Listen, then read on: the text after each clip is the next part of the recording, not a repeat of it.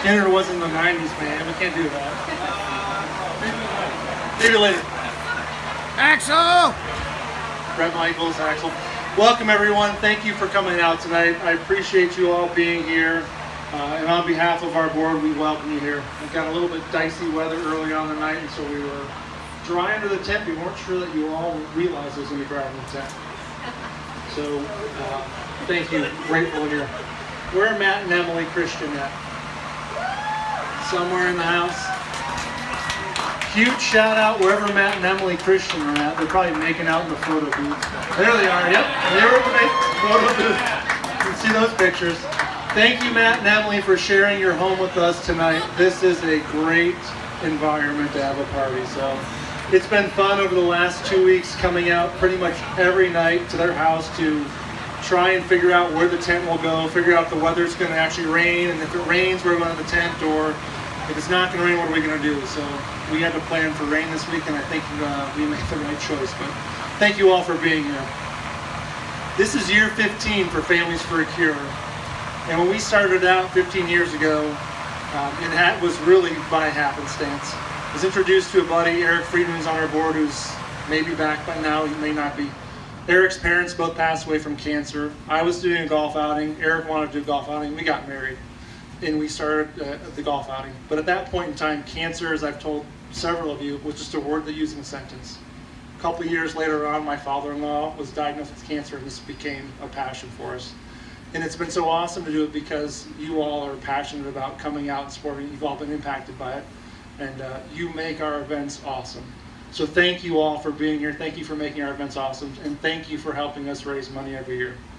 We set out with the goal to raise $1 million, and the goal was to raise $1 million by the year 2021.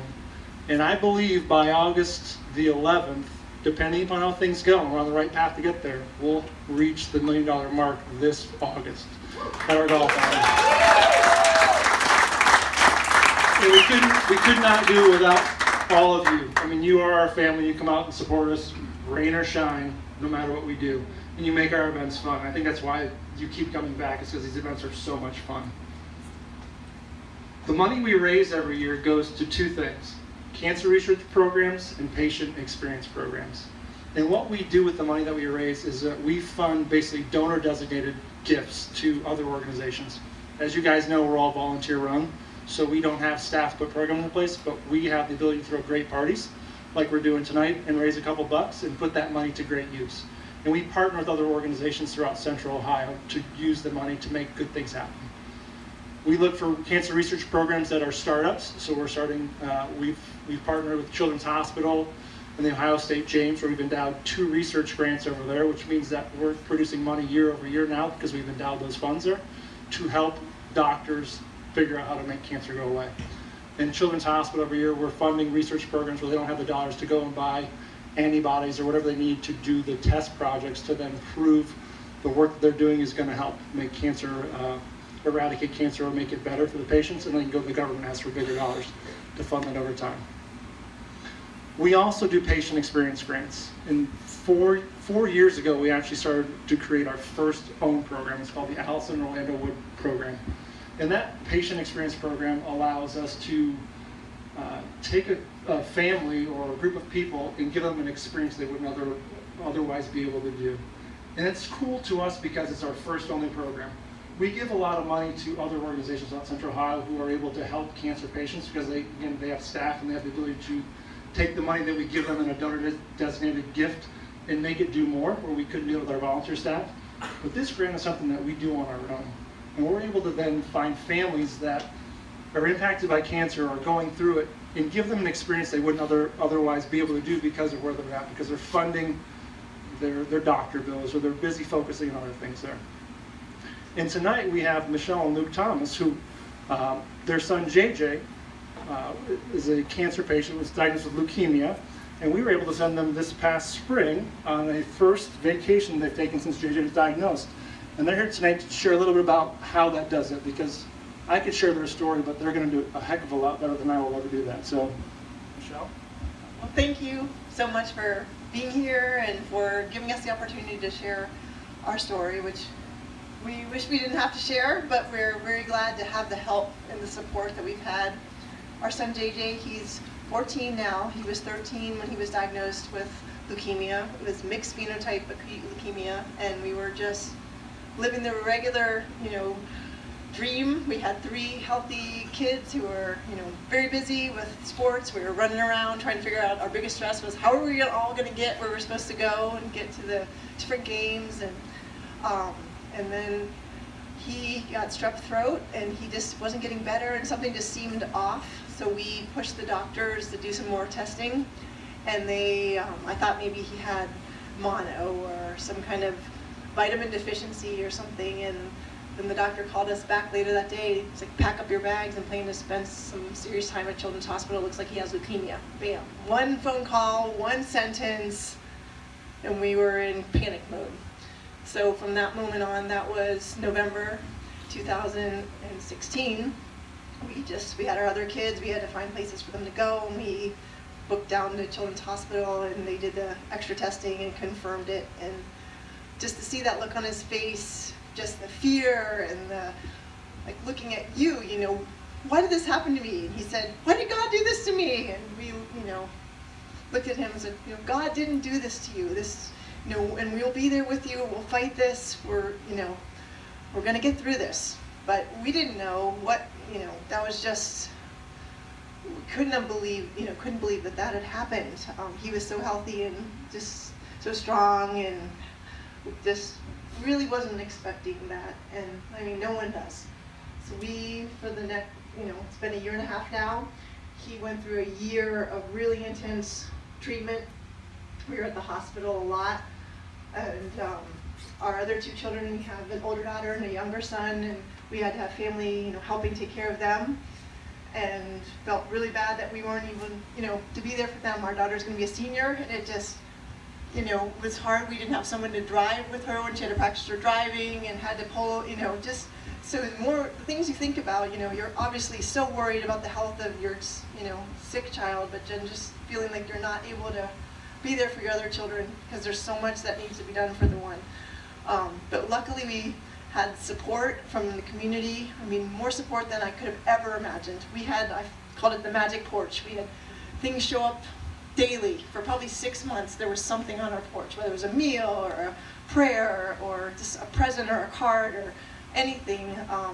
And then we had JJ's old baseball coach, Chris Taylor, who contacted us and said, what would you think if we partnered with, Families for a Cure and did a JJ Strong Crush Cancer and used the, Orange Crush, and it was back when he was first diagnosed, and I didn't know where we were going to be in the summer. And I was afraid he wasn't even going to be with us in the summer. So I was so afraid to say yes or no, but the only advice that we got from the very beginning was say yes to everything that is possible help, because you're going to need every little bit of help you can get.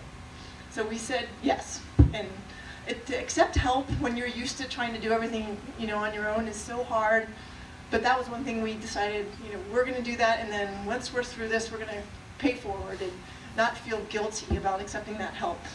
So when we said yes to the Cancer for Cure and do the baseball tournament, as the months went by, and then actually we got to the summer and he was with us, and he was able to throw the first pitch out in that baseball tournament, and he was so weak and so pale, and I thought, oh God, I hope that ball makes it to the catcher. I didn't know, because he was he is such a great athlete, but he was just so weak from all that treatment. And I saw all the boys who he had played with, and they'd grown, and they looked so strong, and my heart just broke.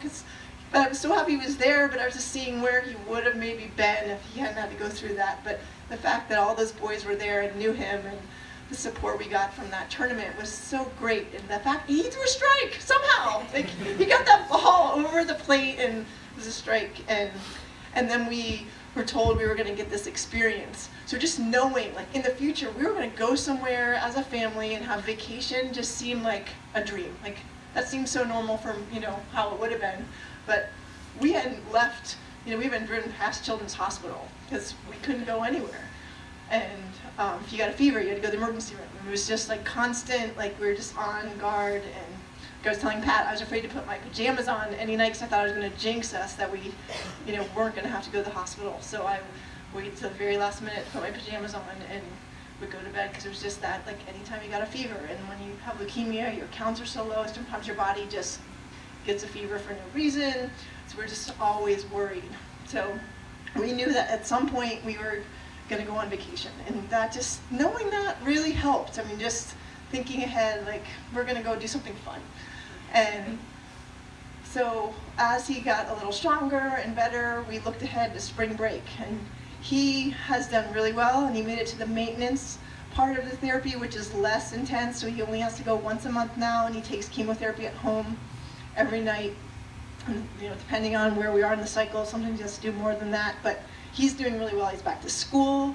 He ran track for the school team, and he wasn't nearly as fast as he used to be, but just to see him out on the track and trying so hard to get his body to go, it was just amazing to see him out there. And after going through some of the things that we've gone through, it's just, everything just is so much clearer. Like, just to see him trying his best and to be out there and participating is enough, you know, not worrying if is he the best, is he the fastest.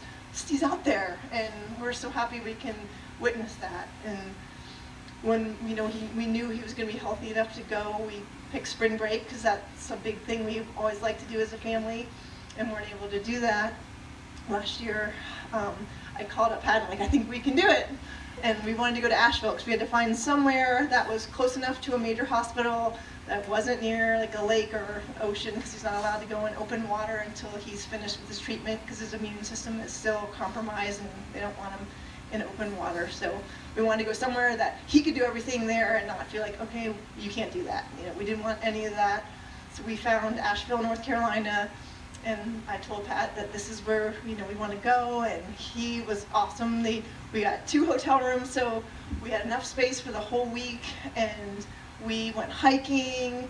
He can go in the pool. They had a pool, they had a basketball court, and we invited some of our friends that we would not have made it through this past year without, because they took our other kids where we needed to go, where they needed to go, and brought us meals, and we're always there. We came home from the hospital, and we had a Christmas tree already set up in our house. I mean, just the things that take time, and we couldn't have a real tree anymore, so they found a, you know, hypoallergenic, artificial tree, so all these things. They got found a home for our cats because we couldn't have pets.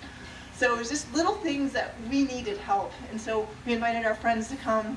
And because Family for Your Cure was able to help and pay for our hotel for the whole week, we had some extra money that we had saved because we didn't have to spend it on the hotel. We were able to take our friends out for dinner and thank them all, which meant so much to us because we have taken so much this past year and a half and accepted the help because we knew we needed it, but it's hard to not be able to give it back when you used to be able to, like, I'll help you, you help me. It was all, we need help.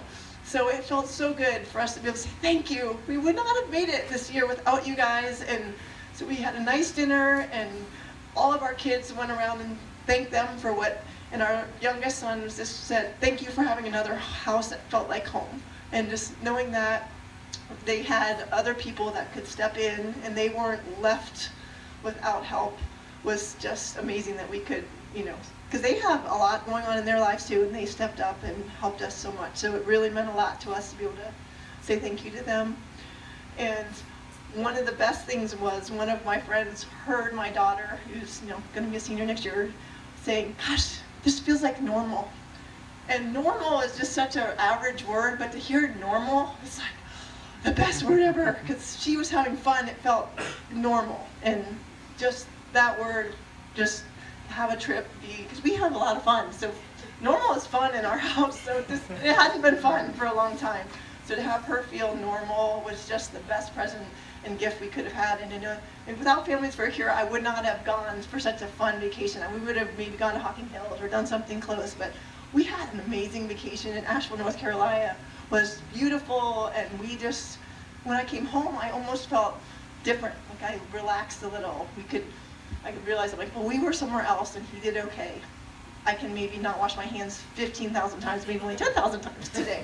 So it just felt like things kind of dropped down a couple notches. So I just want to thank you all so much for supporting this, and this, you know, the individual family experiences just make such a difference. And the research that Families for a Cure can donate to. I mean, just from my listen and read about all the research, and it sounds like most of the big grants that are going towards the experienced and more established researchers, and it's harder for the startup and the newer researchers who probably have really good new ideas. They're having trouble getting the real fund, bigger funding. So I'm so happy that you're donating to the research, because we really would love to eradicate, all cancer and childhood cancer. I mean, it's just the worst. So thank you all so much for being here. And I know I've talked way too long, and Luke probably wanted to say something too.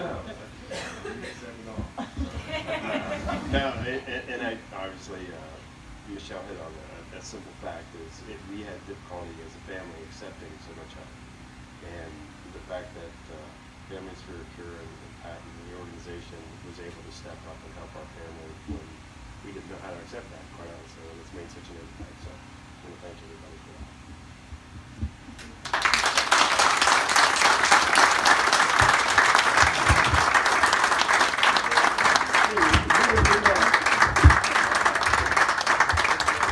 Let's go to the rock star. I got that. So cool. I get the chance about 5 or 6 times a year to go and talk to elementary schools. We do a lot of partnering now with elementary schools, do some service learning, and they always ask me this question, and I can never answer it until tonight. How many people a year do you help? And I always answer it this way. Have you ever gone to a pond that's very still and thrown a rock in it, and you see the ripples? I said, I don't know how many people we help every year. And I hope that we will help a lot of people over time, right? Because that's the ripple effect. What we're doing here is we're having a heck of a lot of fun. We'll continue to have a lot of fun there. But we're raising money for a purpose. And you just heard what that purpose is. And so while I can't tell those elementary school students, when they ask me that question there, what the impact is, I'm able to tell you tonight, the work that we're doing here, the money you're helping us raise, and the fun that we're having, all goes to helping eradicate cancer and provide experiences. And the Thomases are one of those experiences that we're able to provide. And it is awesome for us to be able to hear how some small event like this tonight is going to raise a lot of money. It's going to be able to help them. So I appreciate you all being here. You are all the reason why we're able to create the ripple effect, and we couldn't do it without you. You are all family to us, and we appreciate you coming out to all these events. When you showed up tonight, we talked about there was a donor who paid for all the alcohol, so you have a great time tonight. If you so feel inclined tonight to make a big tip, in the tip jar there, that money will go towards obviously providing more experiences like the Thomases talked about and providing a research grant there. We have a donor in this room tonight who wants to remain anonymous, but they said they're going to match dollar for dollar for the first $1,000 that you guys will donate into the pot tonight. So we've got a bogey there if you want to help get us there. That is awesome there. You all give throughout the year and come to all of our events, so don't feel pressured. The alcohol is paid for, so if you feel like giving a big tip for what you might have spent tonight in the alcohol, we appreciate that there. There are 3 people around the room, Shannon, Kim Moore, and Lori, maybe, who have credit card swipers if you want to do that. As you go throughout there, you can throw money in the bucket if you so feel inclined. Thank you all for being here. There's a photo booth in there, and the photo booth guy is taking a nap. He wants to be woken up. He asked to be in there. We told him he's going to be taking a nap all night, but make sure that when you walk out or as you go out through the night, you take pictures to remember tonight. We also get those pictures and go in our scrapbooks for later on, so that when you're around a rock star, you can document that experience there. If you stay later tonight, there's probably another rock star coming who's going to be an old school hip hop rapper. I've heard he's landed at Rickenbacker Airport and might be here around 11 o'clock or so? Yeah. 11 o'clock, a couple drinks later on maybe. It might not be LL, but it might be MC. So let's get back to the party. Thank you all for being here. Appreciate you all.